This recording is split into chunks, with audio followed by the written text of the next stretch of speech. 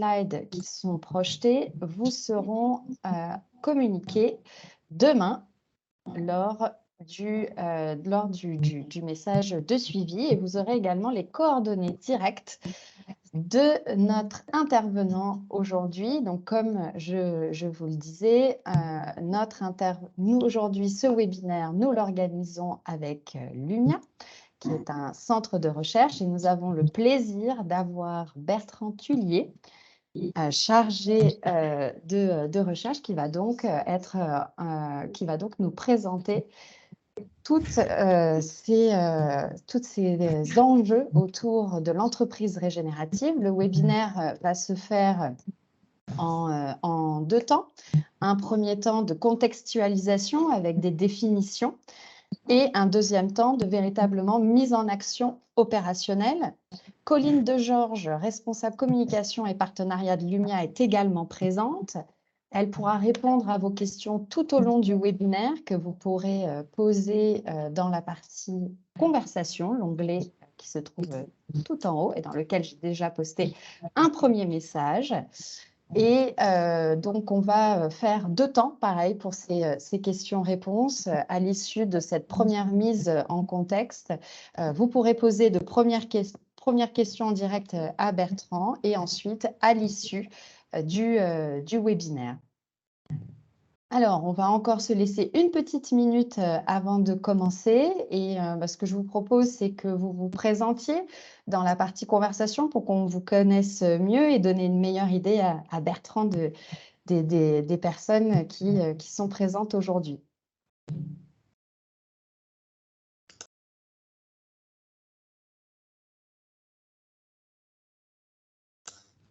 Bonjour Hugoline, la société Recnorec, porteuse de projets en région Paris-Île-de-France.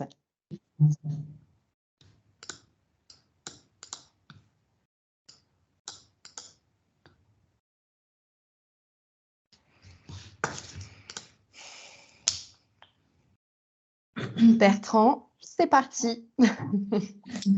Merci. Donc déjà, bonjour à toutes et à tous. Je voulais juste faire une toute petite précision. En fait, Lumia est un centre de recherche, mais un centre de recherche-action.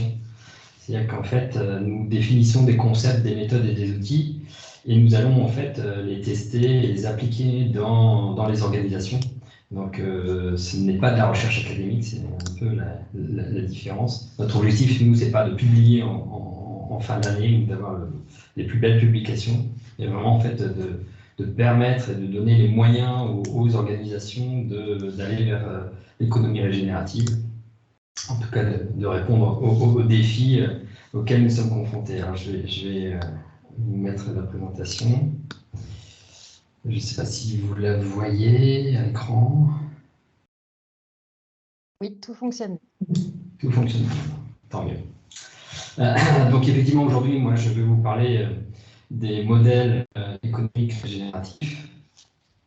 Lumia, donc on est spécialisé sur à la fois les modèles économiques et le leadership régénératif, parce que pour nous, c'est extrêmement important que finalement les dirigeants incarnent, et les collaborateurs par la suite, mais au moins les dirigeants incarnent en fait eux-mêmes ces objectifs de régénération.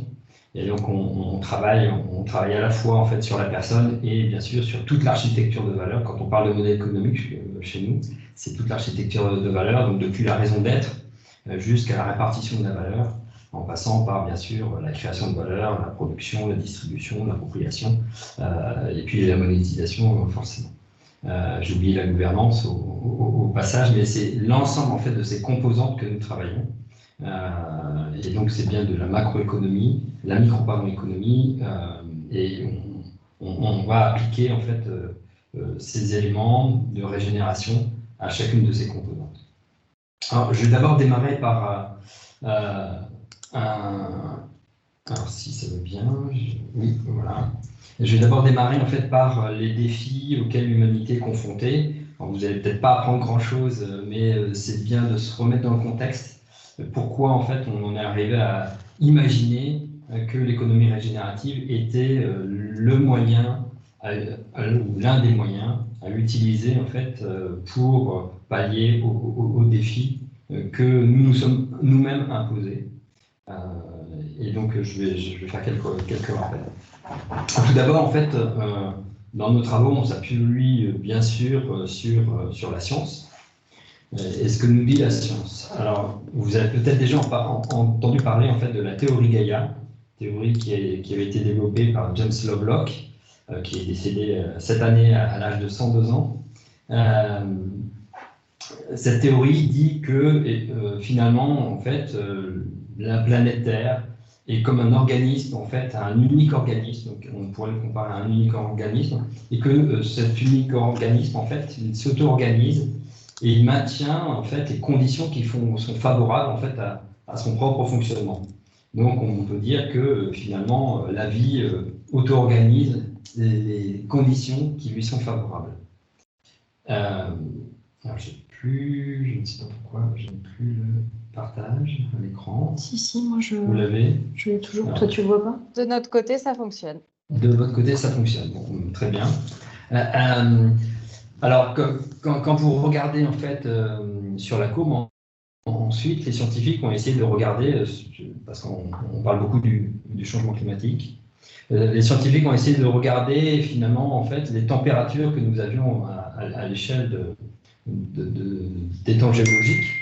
Et puis vous voyez en fait qu'il y a 500 millions d'années, par exemple, la température au niveau de la planète était plus élevée, de l'ordre de 12 à 14 degrés par rapport à ce que nous connaissons aujourd'hui. Donc la planète a déjà chauffé énormément. Mais par contre, en fait, les conditions de vie étaient très différentes. Et finalement, on a eu des conditions qui ont été très très variables en fait au fil des âges géologiques. Si on regarde sur des temps plus proches, peut-être de l'ordre du million d'années, alors c'est en échelle logarithmique, mais vous voyez en fait qu'on a eu des variations assez importantes de la température. On est passé par des aires glaciaires, puis des aires qu'on dit interglaciaires entre deux.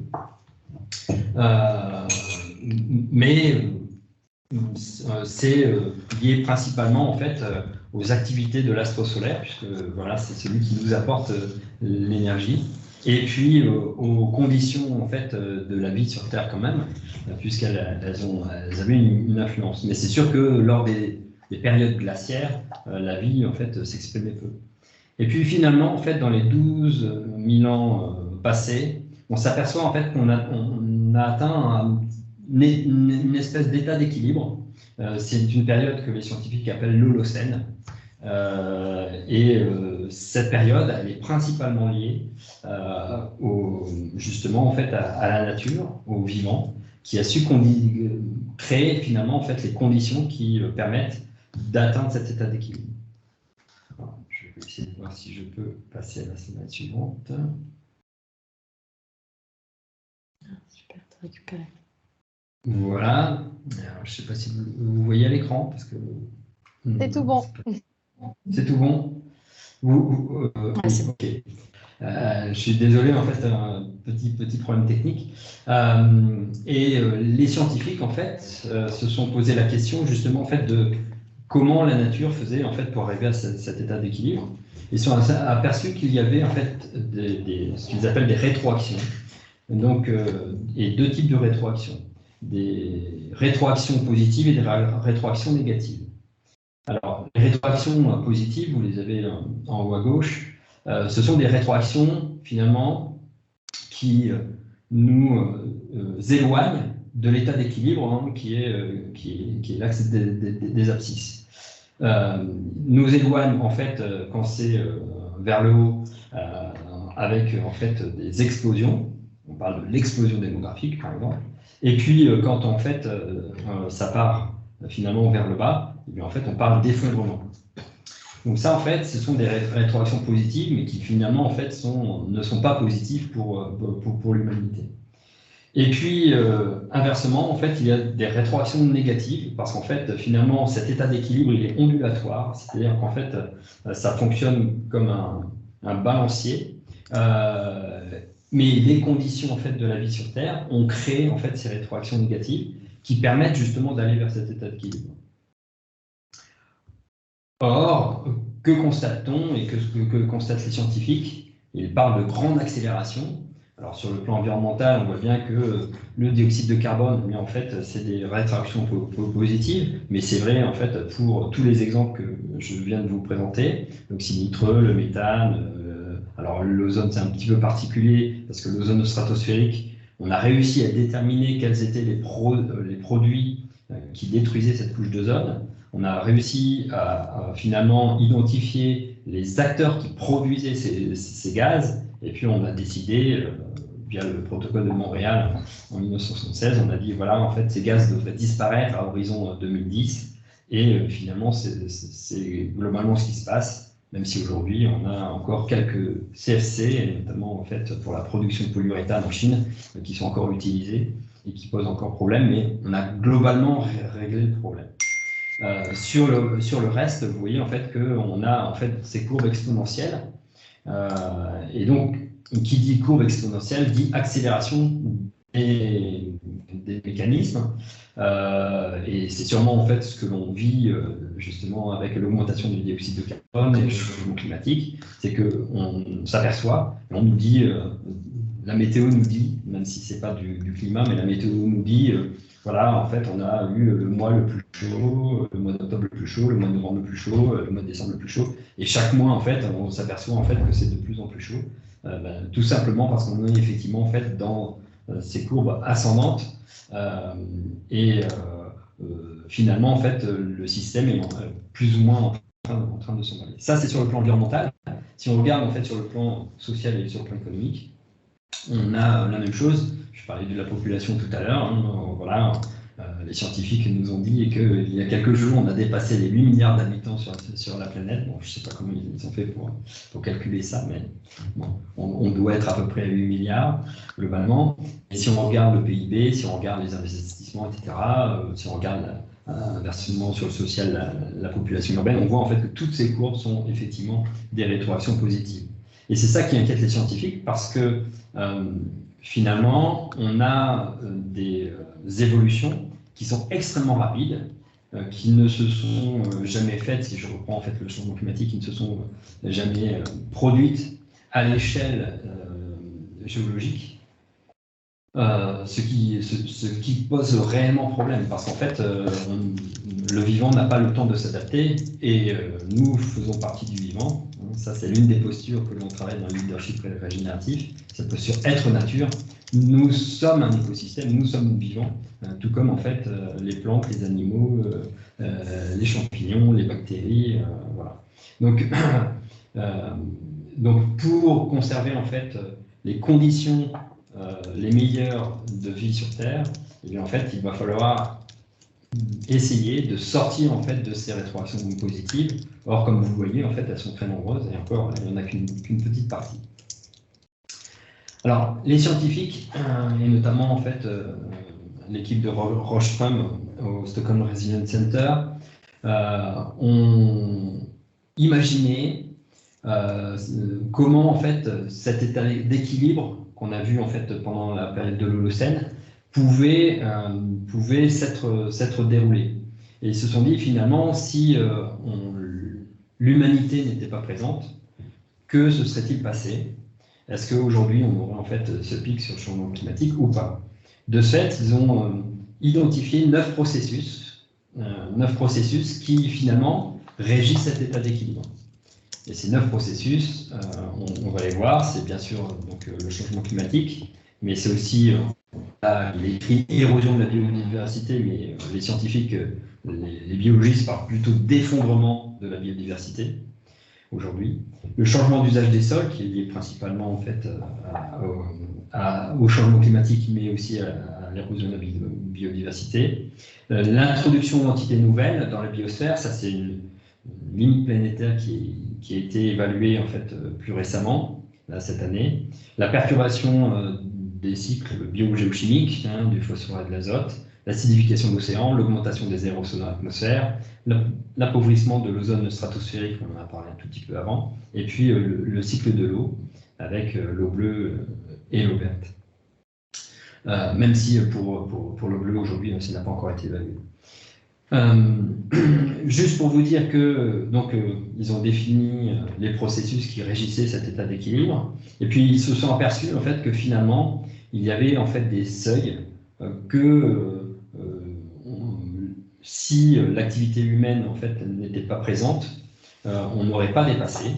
Et ces seuils en fait ce sont ce qu'on appelle les limites planétaires. Or sur ces 9 limites planétaires et sur les 8 étudiées, parce que l'augmentation des aérosols dans l'atmosphère n'a pas encore été étudiée. C'est un système complexe avec des enjeux contradictoires, notamment la nébulosité, où vous avez des nuages qui peuvent refroidir le climat, d'autres qui peuvent réchauffer, par exemple, etc. etc. Et puis la chimie des gaz dans l'atmosphère est extrêmement difficile à modéliser. Donc pour l'instant, en fait, ils ne savent pas encore faire cette évaluation. Et sinon, pour les autres, sur les 8 étudiés, eh bien, à l'échelle planétaire, nous aurions dépassé 6 de ces limites. Et en France, nous en aurions dépassé 7. Alors, comme vous le voyez, en fait, selon ces limites, le risque est plus ou moins important. Et vous voyez que le risque de dépassement est plus ou moins important. Et vous voyez que, par exemple, en fait, l'érosion de la biodiversité ou l'effondrement de la biodiversité est quelque chose en fait, de très fort. L'introduction des nouvelles entités dans la biosphère, c'est la même chose. C'est-à-dire, en fait, tous les plastiques, toutes les molécules en fait, qui ne sont pas bioassimilables et qu'on a envoyées en fait, dans nos écosystèmes, eh bien, en fait, ont des impacts non négligeables.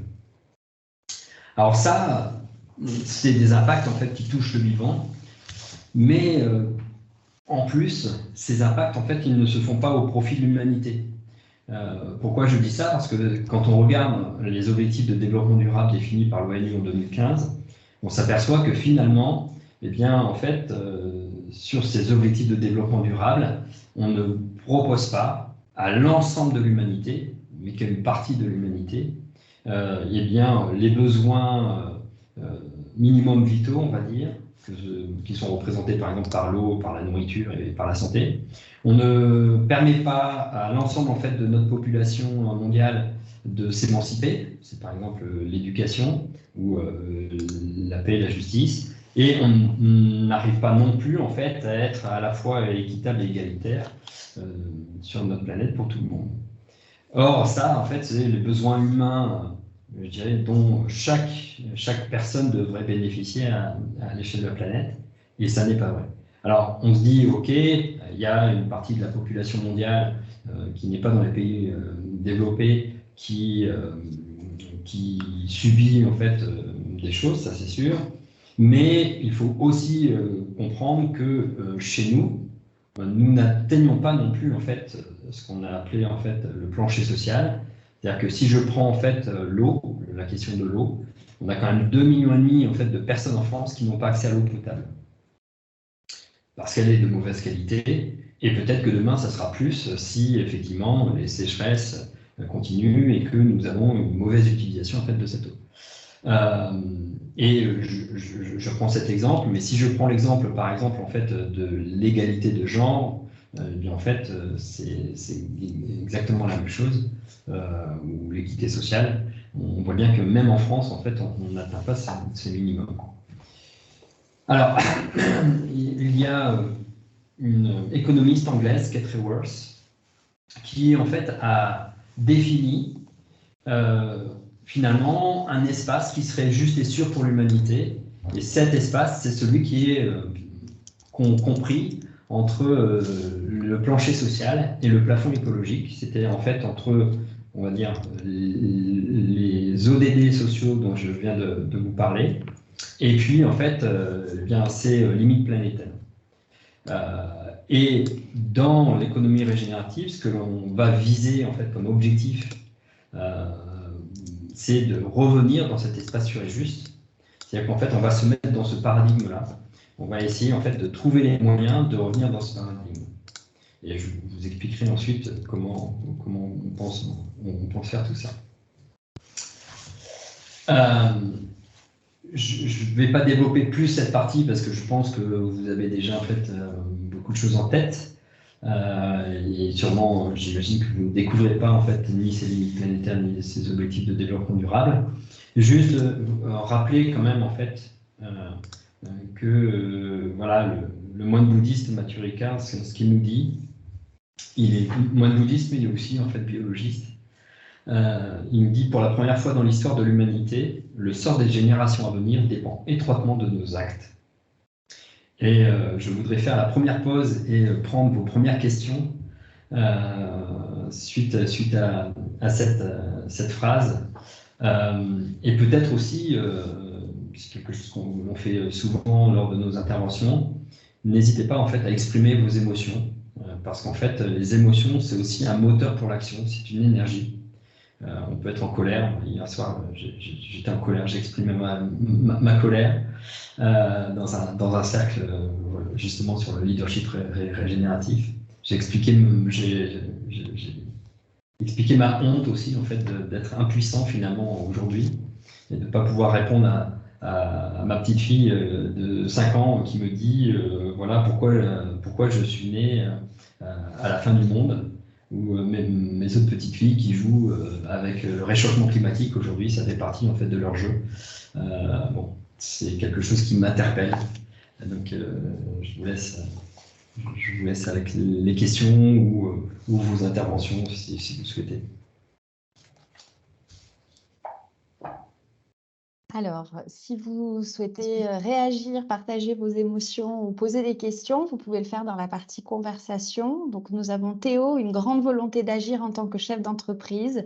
Je sais que je peux le faire, il me manque seulement des outils et j'ai hâte de les découvrir. Okay. Bonjour à Théo, avec qui on interagit par ailleurs. D'accord. Pour le moment, ce sont les seules réactions. Bertrand, je pense que les gens ont envie de connaître la suite et comment actionner. Alors, on a Anne, dernier témoignage. Mon fils, 26 ans, peut documenter sur ce sujet ni les conséquences du réchauffement, impuissance, ébahissement de ma part. Oui, on vit... Moi, ça fait 25 ans que je me bats pour le... Enfin, j'ai fait beaucoup de bilan carbone, j'en ai fait plus de 200. J'étais formateur, etc. Sur le sujet pour l'ADEME. On se bat depuis un certain nombre d'années et on voit que finalement, en fait, nos efforts sont vains. Et moi, je mets beaucoup en fait, d'espoir dans la régénération. J'ai ça en tête, pas depuis un an que je suis chez Lumia, mais depuis 13 ans, puisque quand j'avais rencontré en fait, Christophe dans une formation à l'économie de la fonctionnalité et de la coopération, il m'avait formé il y a 13 ans, je lui parlais déjà de régénération, mais à l'époque c'était complètement inaudible. Et aujourd'hui, je pense que c'est réellement une voie vers laquelle en fait, nous devons nous diriger, de nous appuyer sur le vivant en fait, pour revenir dans cet espace juste. Mais c'est ce que je vais vous présenter maintenant.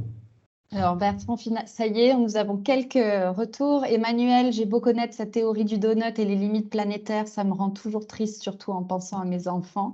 Agissons ensemble.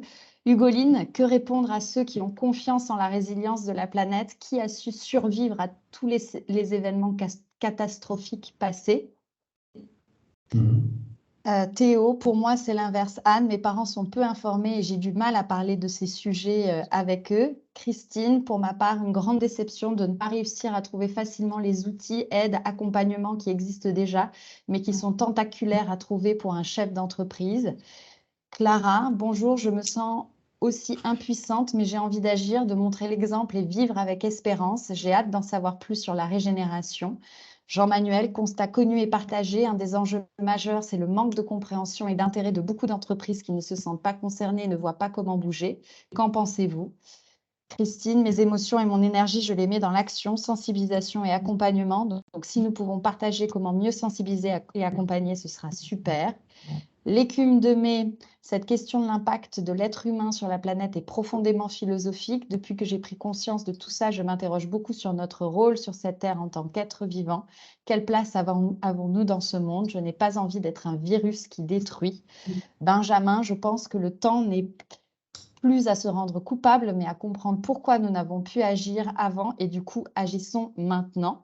Et enfin, Delphine, j'exprime ma colère envers le ministère de l'écologie et tous les politiques qui sont en décalage des enjeux, sourds et carrément à contresens. Se pourvoir en cassation contre la décision des tribunaux pour cette retenue à la CLUSA, c'est la cerise sur le gâteau. Oui, alors je ne peux pas répondre à toutes les questions, mais l'objectif là après, c'est effectivement de vous montrer un petit peu en fait ce qu'est l'économie régénérative et sur quoi on peut s'appuyer en fait pour aller vers cette économie régénérative pour les entreprises. Après, chez Lumia, on écrit un référentiel, c'est un mode d'emploi en fait qui devrait permettre de à la fois définir les concepts. Parce que c'est quoi l'économie régénérative? Aujourd'hui, on en entend beaucoup parler, mais pas forcément en fait comme nous. Mais en fait, quand je dis nous, c'est sur une base scientifique. C'est-à-dire qu'on s'appuie sur des éléments en fait qui ont été définis par la science.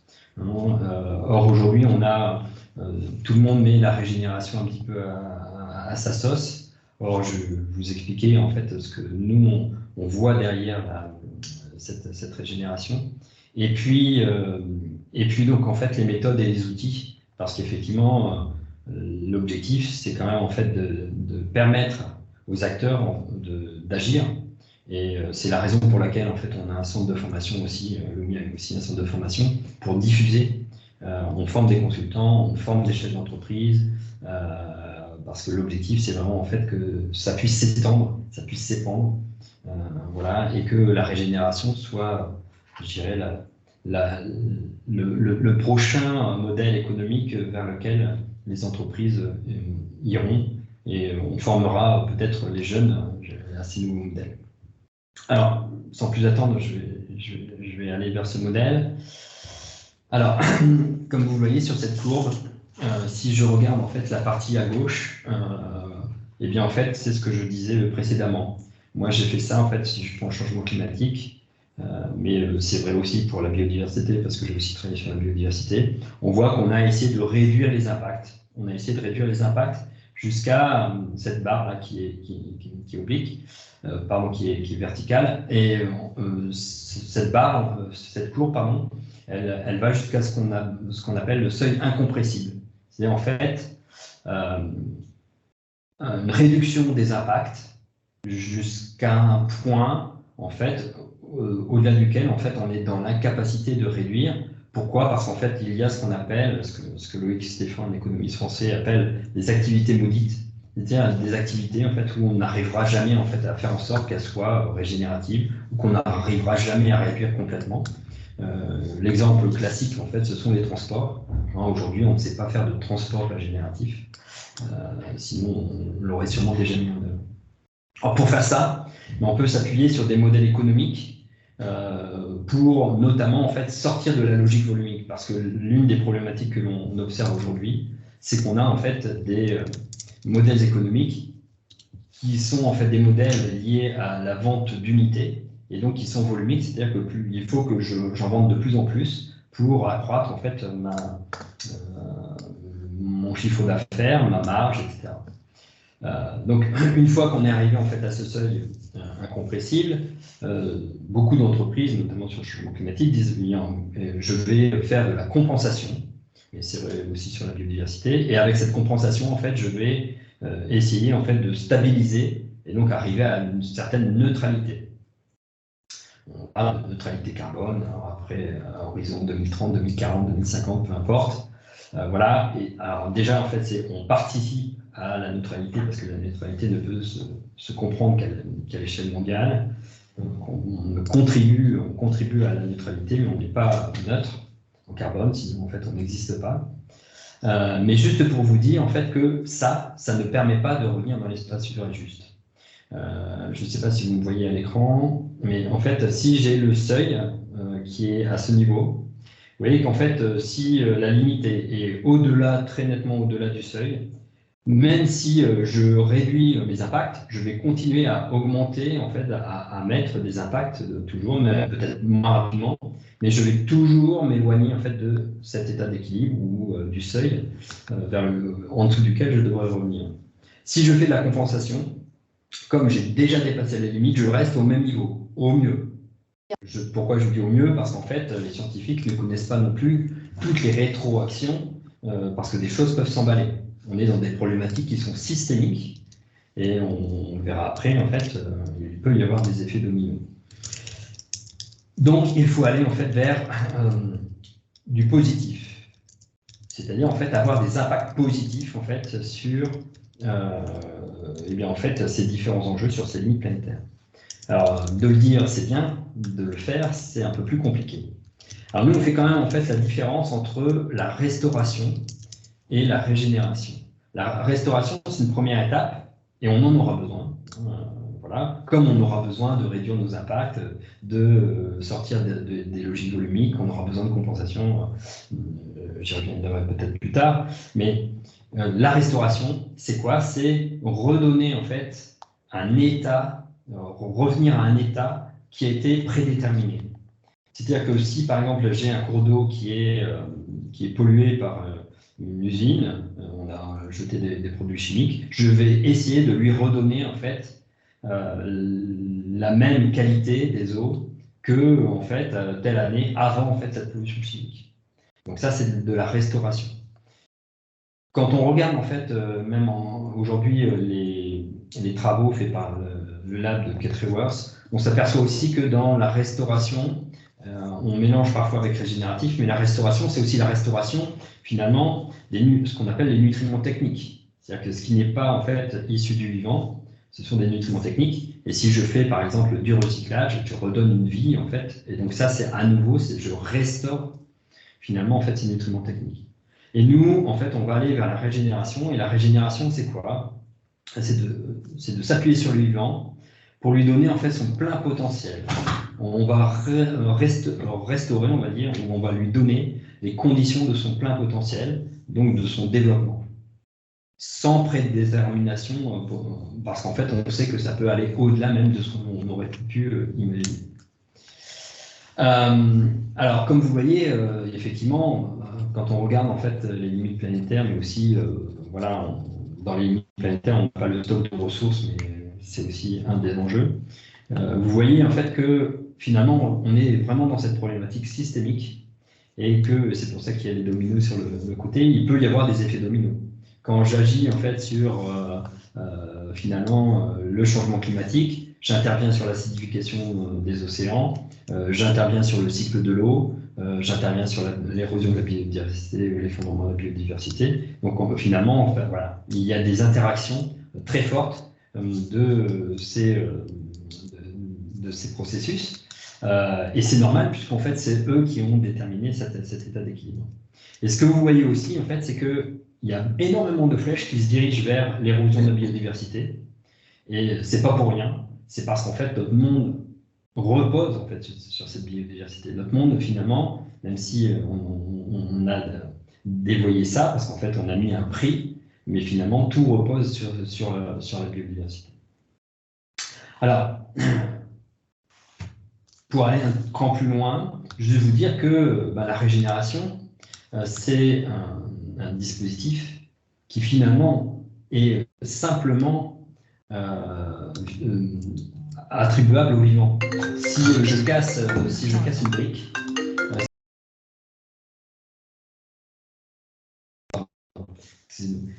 une brique, si je fais mon ordinateur, en fait, il ne va pas pouvoir en fait se réparer de lui-même.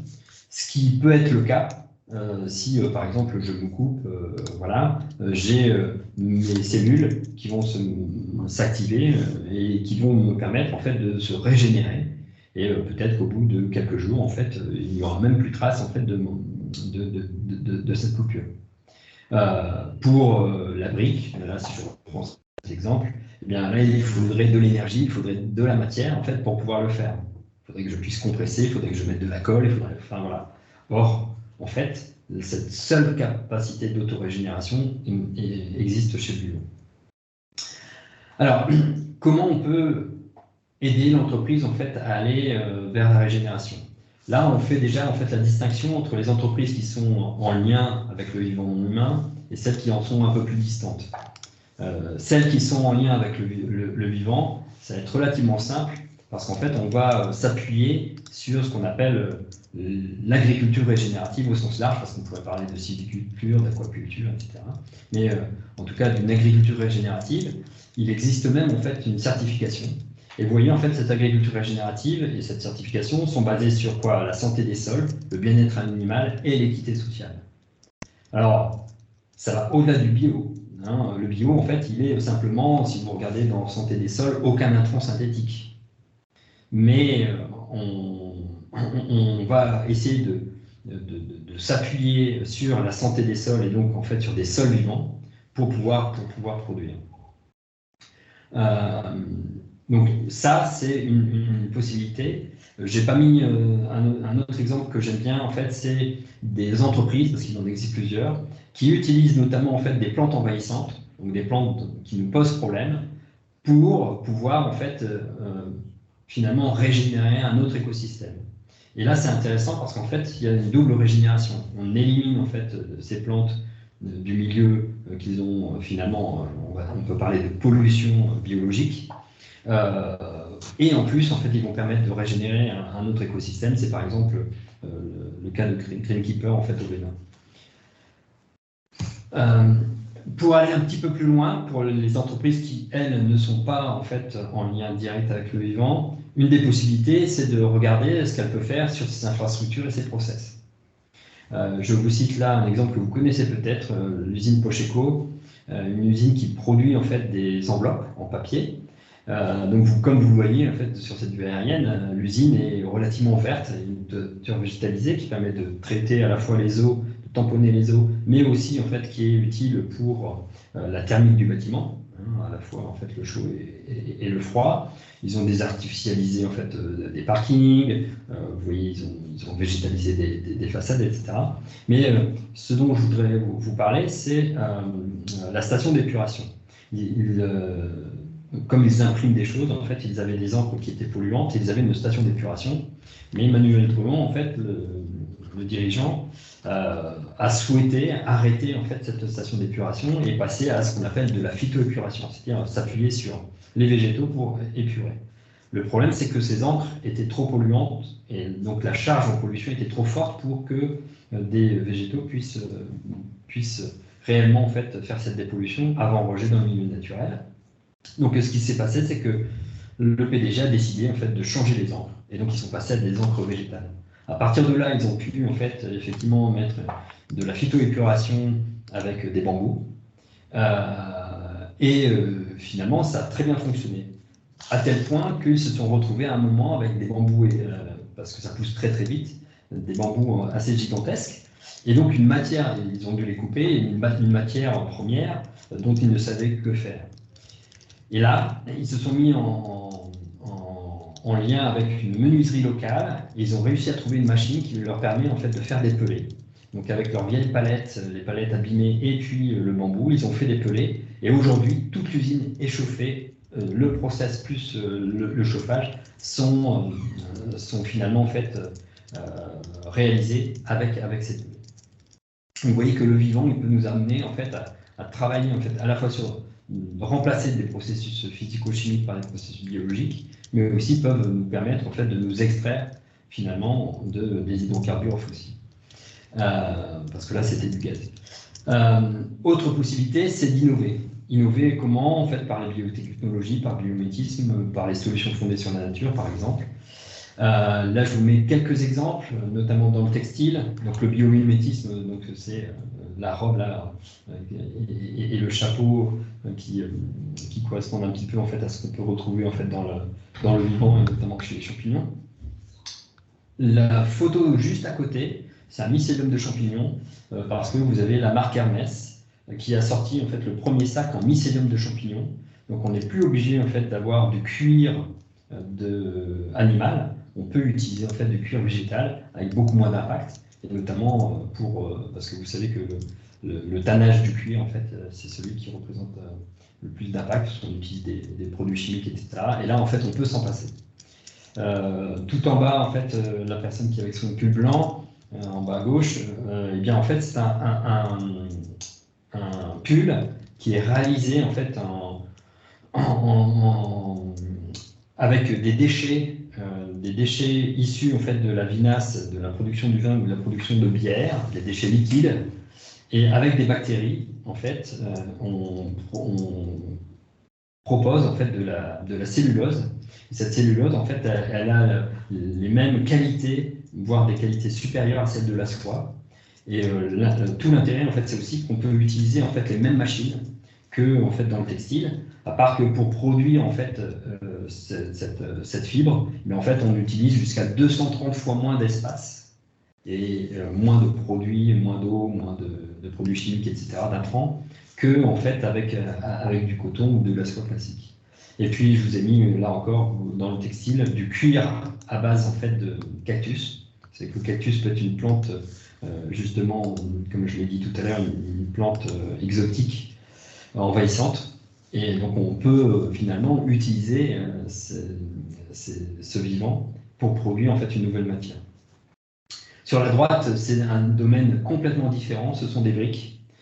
Aujourd'hui, en fait, l'université de Newcastle et une autre université américaine travaillent sur ces briques. Alors, ce qu'ils font, c'est qu'ils mettent du sable dans un moule, ils versent un gel, en fait, de bactéries, en fait, dans ce moule, puis, en fait, ils prennent la brique, ils la cassent en deux, ils la remettent dans deux moules, ils remettent un peu de sable, un peu de bactéries, et ainsi de suite.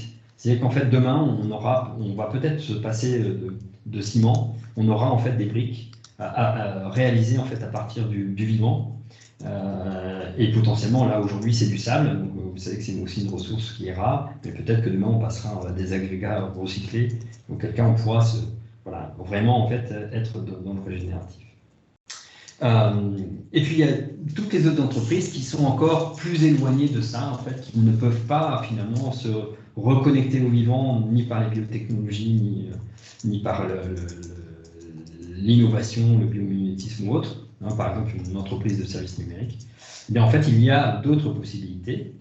Je vous cite là un exemple, une fonderie. C'est une fonderie, en fait, qui est située en Bretagne. Donc, le dirigeant a décidé, en fait, de faire une usine biophilique. C'était une usine un peu comme celle qu'on a vue, en fait, de Pocheco, donc, sur laquelle il va traiter beaucoup de choses. Mais par contre, en fait, vous voyez que la fonte de l'aluminium, c'est une fonderie qui fait de la fonte d'aluminium et de seconde vie, eh bien, nécessite beaucoup d'énergie. Or, en fait, sur site, il n'a pas la capacité de produire suffisamment d'énergie, même s'il faisait comme Pocheco. Il n'aurait pas la capacité, en fait, de produire suffisamment, en fait, de matière organique pour chauffer.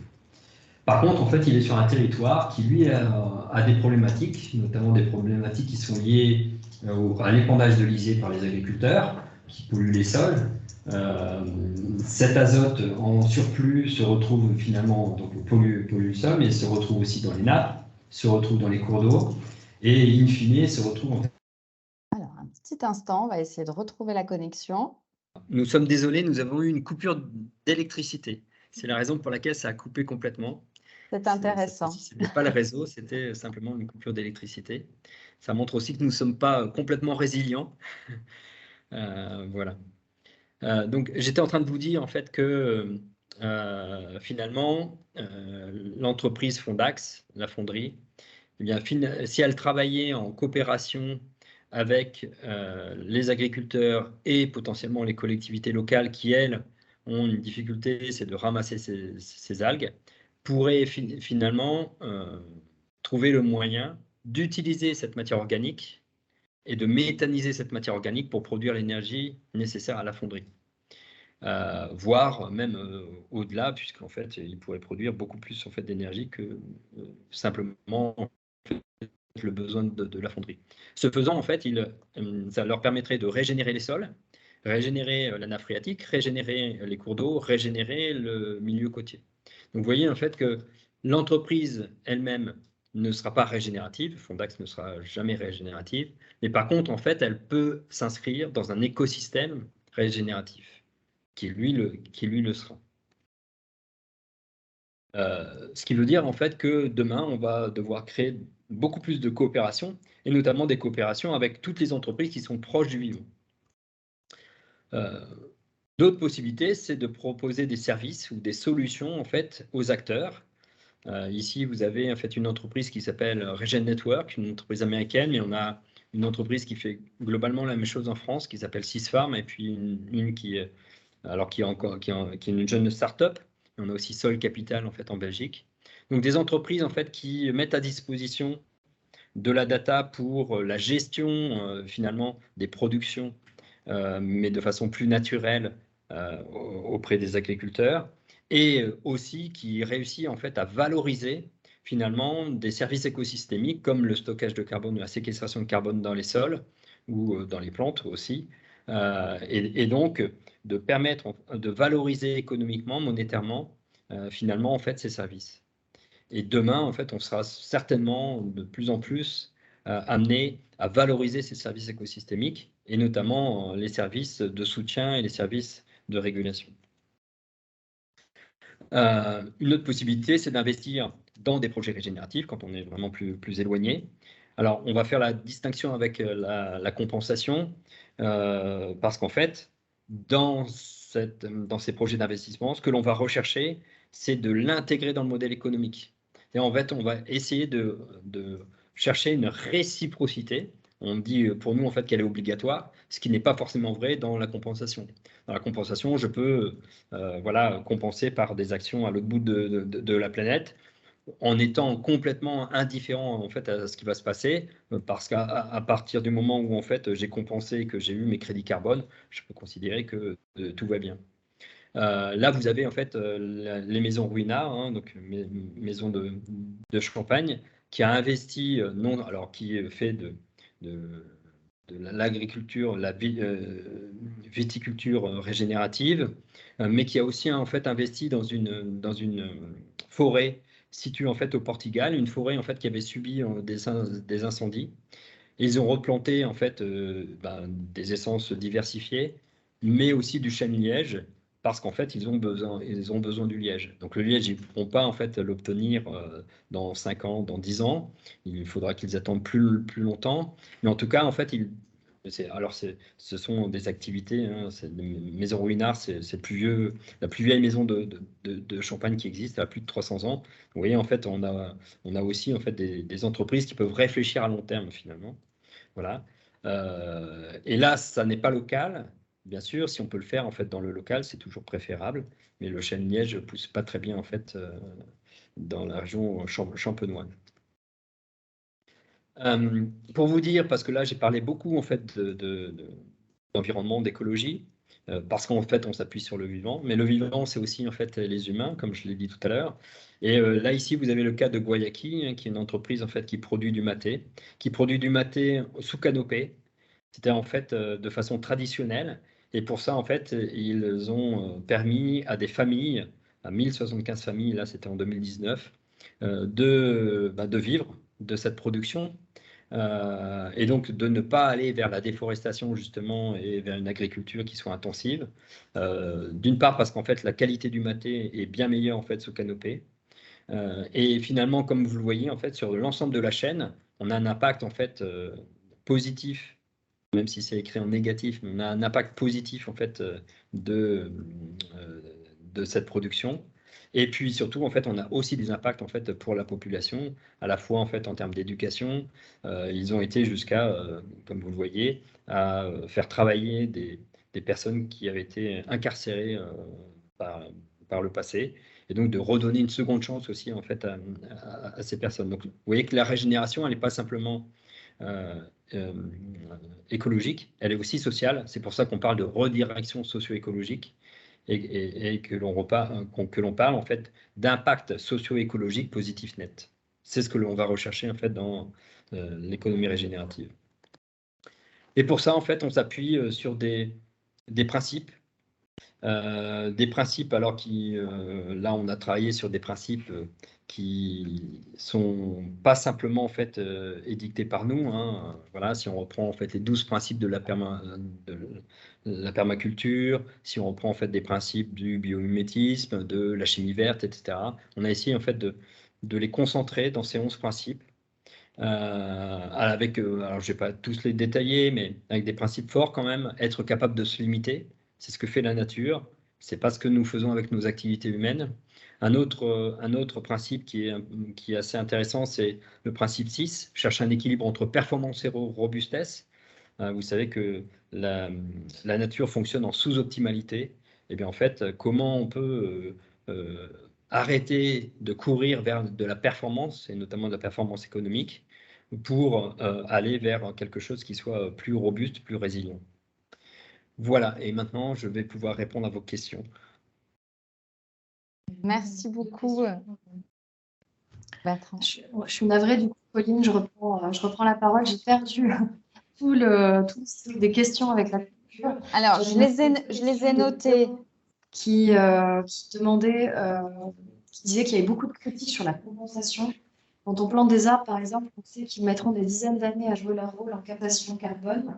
Et parfois, les écosystèmes sont mal gérés. Tes retours là-dessus? Donc ça, c'était une première question. Est-ce que tu veux répondre au fur et à mesure Moi, je peux. Et il avait une deuxième question concernant le dépassement des limites planétaires. Est-il possible de revenir en arrière une fois qu'elles sont dépassées?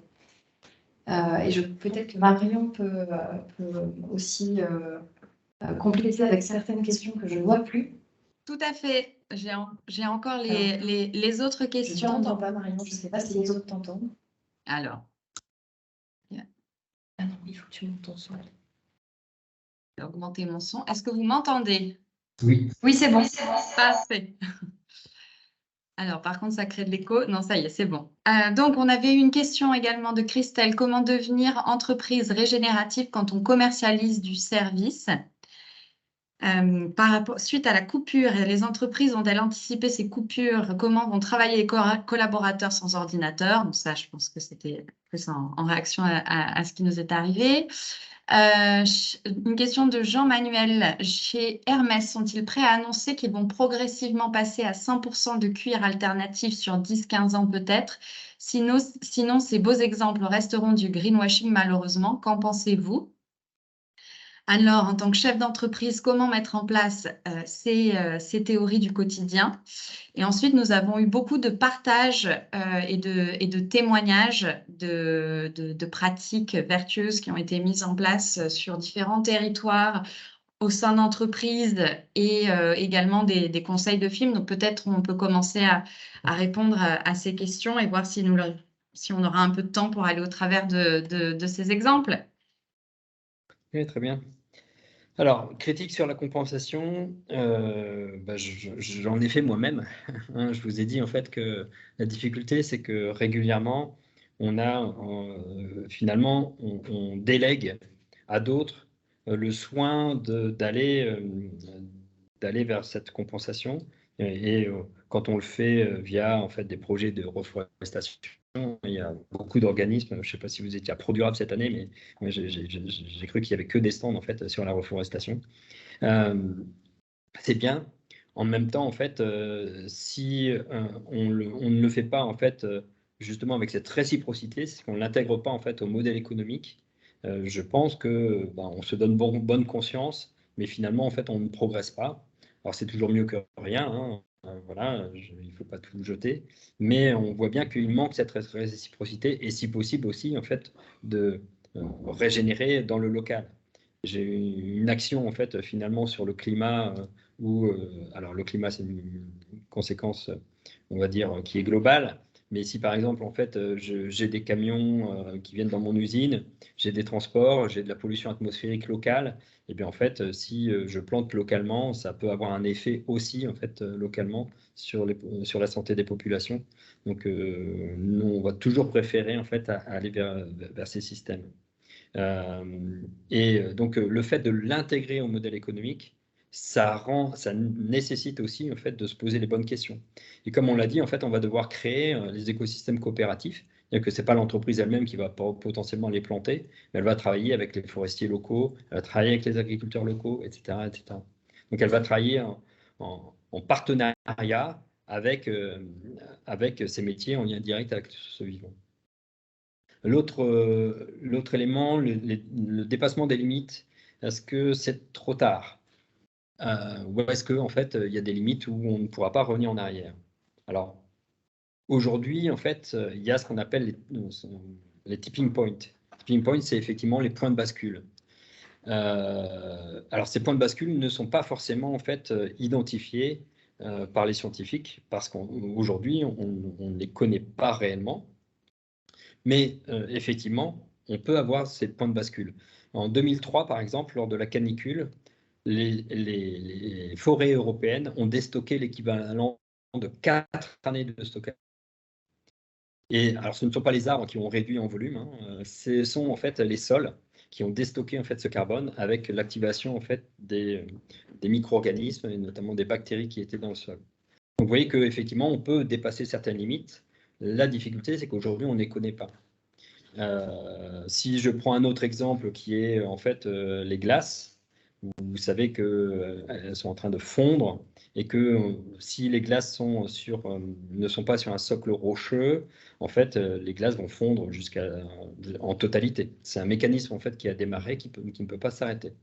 Et ça, forcément, il y a des effets d'emballement puisque ça change l'albédo, ça change la température de l'eau, ça change le climat local, ça change mais le climat local et le climat distant, etc., etc. Donc en fait, il peut y avoir des effets d'emballement.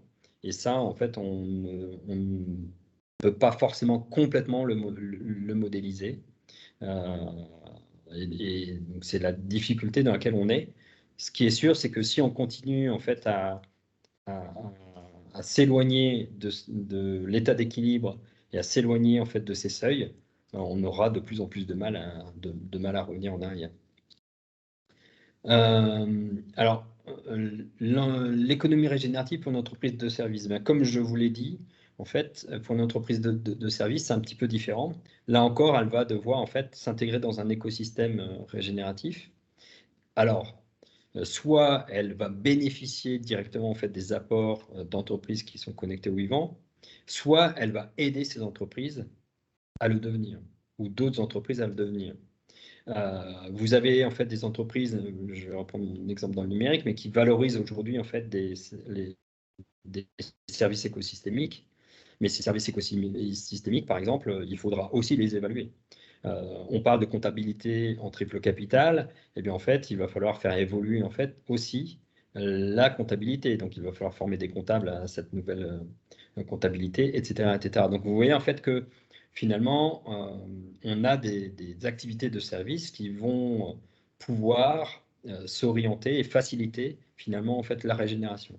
Par contre, toutes celles qui ne permettront pas de le faire, là, ça sera beaucoup plus compliqué. Et on parle parfois en fait aussi dans ces modèles de renonciation. Donc, ce sera peut-être pas toute l'activité auquel l'entreprise devra renoncer, mais une partie en fait de cette activité. J'ai noté le greenwashing, j'ai peut-être oublié des choses, hein, vous pourrez me reprendre. Le greenwashing avec Hermès et donc le temps avec lequel ils vont peut-être modifier leur pratique. Alors, je suis pas à leur place, donc en fait, je ne peux pas savoir et je ne travaille pas avec eux pour savoir quelle est leur stratégie. Tout ce que je peux vous dire, c'est qu'effectivement, aujourd'hui, on a plutôt en fait, des entreprises de luxe qui vont s'orienter vers ce type de produits. Ceci dit, quand on regarde une entreprise comme Kering, Kering est l'une des seules entreprises au monde, avec Patagonia notamment, mais à avoir demandé à ses fournisseurs, donc ses agriculteurs, de produire en agriculture régénérative. Et même de produire plus que le besoin en fait de Kering. C'est en fait d'assister en fait des agriculteurs pour qu'ils puissent justement s'engager dans cette voie. Donc, je ne suis pas forcément pour le luxe. Mais ce que je veux dire, c'est qu'ils ont des marges de manœuvre Et en fait, ce sont de grandes entreprises, ils peuvent faire accélérer les choses. Le fait de faire un sac en mycélium, ça ouvre la voie. C'est un petit peu en fait comme, et là encore, je ne suis pas pour la Formule 1, mais quand on voit en fait en Formule 1 les efforts qui ont été faits en termes de sécurité, ça nous sert au quotidien aujourd'hui en fait dans nos véhicules. Donc voilà, en fait, c'est des précurseurs, ils ont les moyens de le faire. Et bien en fait, moi je préfère qu'ils le fassent, qu'ils ne le fassent pas du tout et qu'on ne sache jamais finalement qu'on peut réaliser en fait un sac en mycélium. On peut appeler ça du greenwashing si effectivement ils s'arrêtent là. On peut espérer qu'ils vont aller au-delà.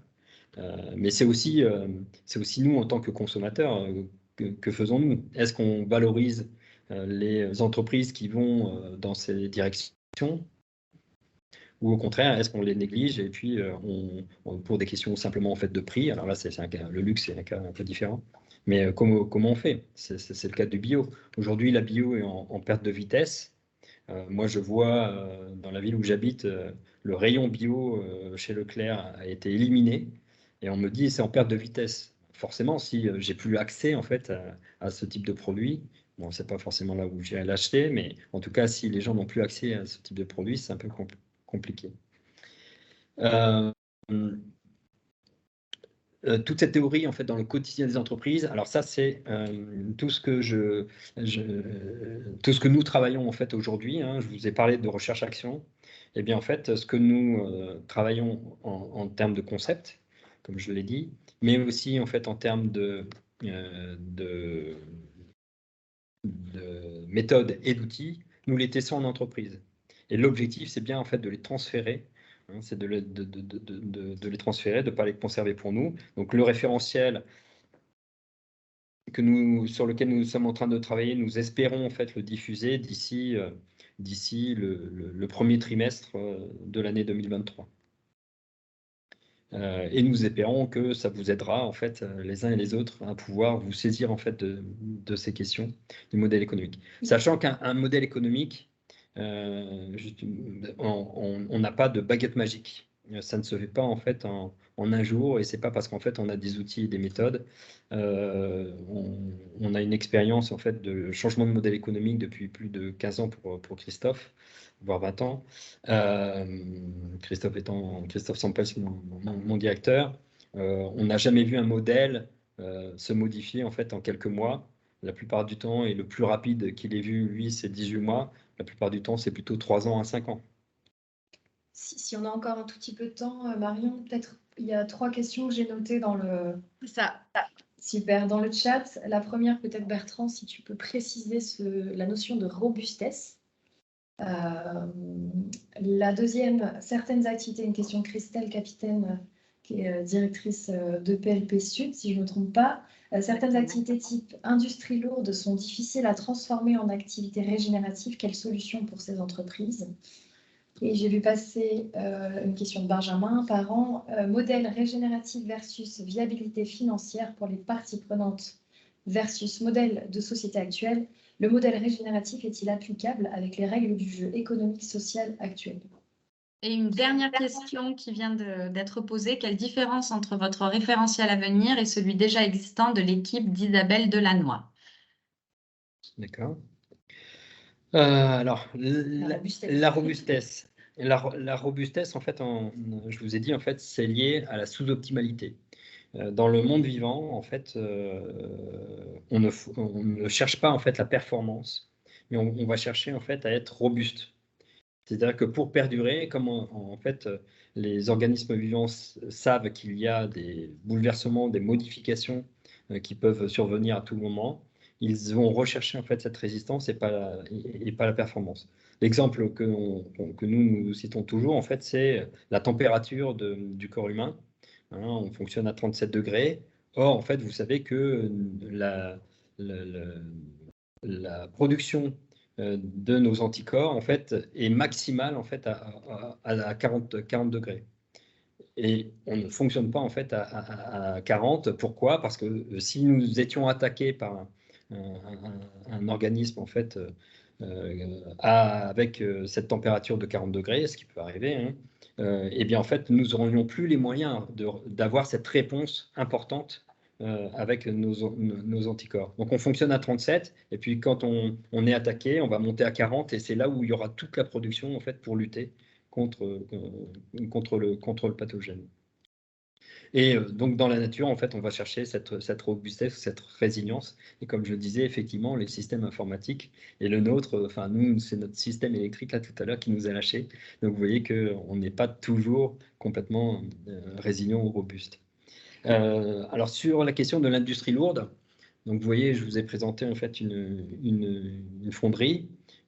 C'est sûr que si en fait je suis en première fonte, l'aluminium, ça consomme, pour avoir fait le bilan carbone de la plus grande fonderie, enfin de la plus grande production d'aluminium en fait en France, chez Aluminium Dunkerque, ça consomme énormément d'énergie, énormément en fait d'électricité, puisque c'est une demi-tranche de la centrale nucléaire de Gravelines qui fonctionne pour cette usine.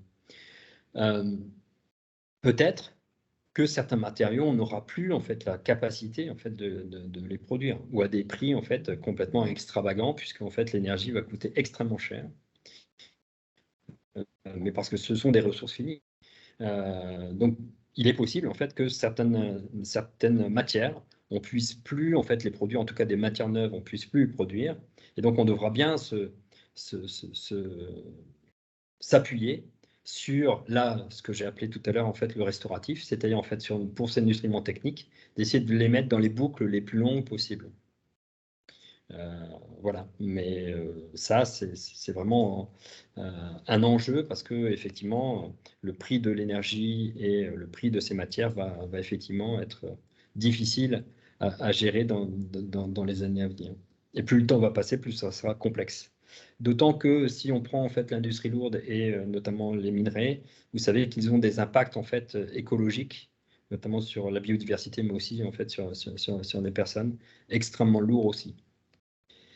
Le régénératif par rapport aux enjeux peut-être en fait de gouvernance, de dividendes, etc. Alors, sachez que nous, quand on intervient maintenant en fait dans les entreprises, on essaie d'avoir les actionnaires présents, parce que même si on peut avoir des dirigeants volontaires, on sait très bien que la gouvernance joue un rôle et que ça peut être extrêmement compliqué. Ceci dit, quand on regarde ce qui est en train de se passer actuellement, les actionnaires, c'est des gens qui sont pas idiots, ils sont comme nous, ils réfléchissent, ils s'aperçoivent aussi que justement avec l'évolution des coûts de l'énergie, des coûts des matières premières, et ils savent très bien que ça ne va pas s'arranger, ou en tout cas pas dans les mois ou les années à venir. De ce fait, ils sont aussi dans la recherche de solutions. Parce qu'ils savent très bien qu'avec un prix de l'énergie qui a augmenté d'un facteur 5, par exemple, eh bien, l'entreprise ne pourra pas en fait avoir un prix de vente qui soit multiplié par 5. Ça veut dire en fait qu'elle va jouer sur ses marges. Si elle joue sur ses marges, elle joue en fait sur les dividendes à distribuer en fait auprès des actionnaires. Donc vous voyez que on a de toute façon par effet ricochet une prise de conscience aussi en fait des actionnaires, de la gouvernance sur ces sujets. L'écosystème de chercheurs, peut-être. Donc, c'était sur les alors, sur Isabelle, ok, oui. Alors, comme je vous l'ai dit tout à l'heure, en fait, il y a 13 ans, j'ai créé avec Isabelle Delannoy l'atelier symbiotique, où on travaillait effectivement sur la symbiose à l'époque, où on avait défini des principes. Voilà, elle a diffusé son livre, et c'est très bien.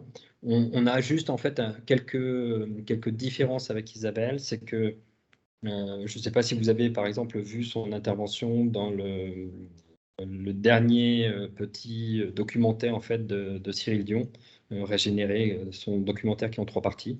Elle intervient, où elle présente par exemple, en fait, elle dit que la voiture peut être régénérative. On considère que la voiture ne peut pas être régénérative. Pourquoi? Parce qu'en fait, la voiture en tant que telle, en tant qu'outil, on peut bien sûr réduire ses impacts, mais en fait, on ne peut pas, en tout cas aujourd'hui, on n'a pas les moyens en fait de faire une voiture qui est complètement issue du vivant et qui n'aurait en fait pas d'impact sur le reste. Donc, on peut améliorer les choses. Elle parle d'usage. Effectivement, on peut faire de l'autopartage. Ça, on est complètement d'accord. C'est ce que je vous ai dit. On peut réduire au maximum, en fait, les volumes. Donc, ça, c'est un moyen. Et effectivement, il faudra le faire. On ne pourra plus, en fait, fonctionner chacun avec son véhicule individuel. Et ensuite, elle dit, bien, c'est régénératif parce qu'en fait, on va libérer de la place, en fait, dans la ville et on pourra régénérer ces territoires, en tout cas ces espaces, et les rendre régénératifs. Alors, ça, ce sont des conséquences effectivement du changement de modèle lié à l'autopartage, mais donc à l'usage, mais pas réellement du véhicule. La voiture, ça restera quelque chose qui n'est pas régénératif. Après, c'est effectivement l'organisation territoriale, eh bien, comment on va les gérer. C'est vrai qu'aujourd'hui, par exemple, moi, je fais de la prospective pour certains territoires. J'étais sur un territoire là où on me dit ben, il y a une attractivité énorme de ce territoire, donc on n'arrive pas à construire suffisamment de bâtiments pour loger tout le monde. Donc ça commence à être tendu. Et donc les gens s'éloignent de la ville notamment, et donc ça crée d'autres perturbations. Et puis on est en train de miter un peu ce territoire. Mais si on s'intéresse réellement en fait à la question de la mobilité, on va récupérer de l'espace et beaucoup d'espace. D'ailleurs, en 2013, j'ai aussi fait un outil qui s'appelle Arboclimat pour l'ADEME au Nord-Pas-de-Calais et puis la région Nord-Pas-de-Calais, où l'objectif c'était de créer des scénarios de plantation d'arbres urbains, en fait, en grande quantité en fait, dans les villes. En se disant, on peut éliminer une partie en fait, des voiries, une partie en fait, du stationnement, pour justement disposer de ces espaces pour planter. Voilà. Et je ne sais pas s'il y a encore d'autres questions, mais sinon, je crois qu'on a dépassé le temps. Je vous remercie Oui, pour on votre a écoute. dépassé le temps, mais c'était au niveau, à la hauteur de l'enthousiasme suscité par la présentation. Vraiment un immense merci, Bertrand. C'était très inspirant. Et vraiment, les retours sont très positifs. Merci également, Colline, d'avoir assuré les questions-réponses. Merci à tous pour vos nombreuses questions. Et Bertrand, il faudra aller lire tous ces exemples qui ont été partagés sur le chat parce qu'ils sont vraiment très, très intéressants. N'hésitez pas à suivre l'actualité de Lumia et Entrepreneurs pour la planète en nous suivant sur les réseaux sociaux. Nous proposons régulièrement des événements de ce type. Et je terminerai quand même en cette journée du Giving Tuesday. Nous sommes une association, nous avons besoin de soutien pour mettre en place ce type d'action. Donc, n'hésitez pas à nous soutenir, à faire un don, même plus minime qu'il soit. Face à l'urgence, il faut agir et c'est en soutenant des actions, des associations comme la nôtre qui agissent auprès des entreprises qu'on fera bouger les choses. Donc voilà, merci à tous. Encore merci, un immense merci à Lumia pour cette expertise et cette grande bouffée d'oxygène et d'inspiration pour la suite. Merci Merci à à vous. tous. Au revoir. Merci beaucoup. Bonne journée. Au revoir.